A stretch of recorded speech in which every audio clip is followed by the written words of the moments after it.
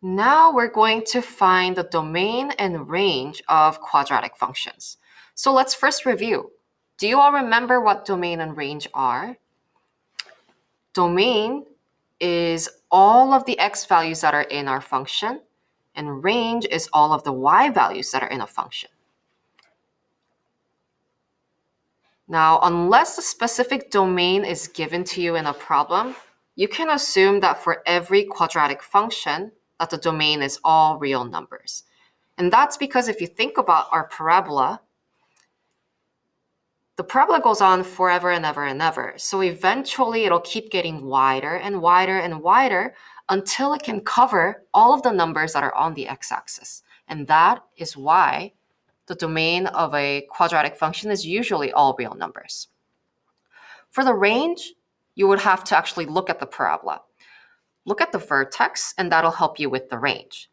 In this graph that is shown on your screen right now, I see that there's a graph from y equals 1 and up.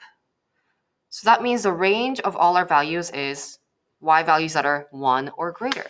So we can write the inequality, y is greater than or equal to 1. So let's solve some problems about domain and range.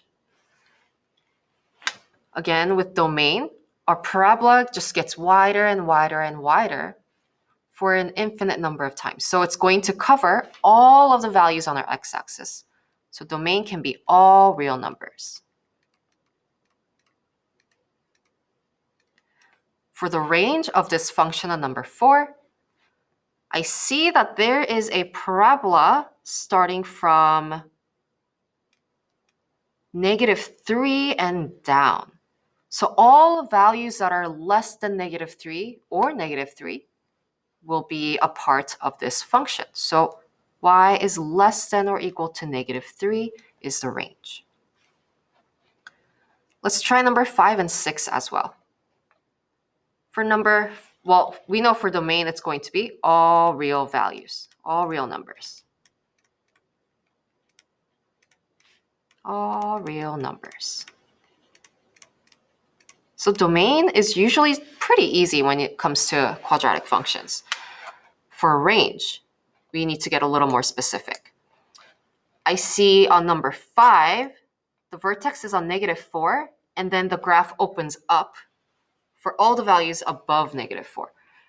So y is greater than or equal to -4 is our range.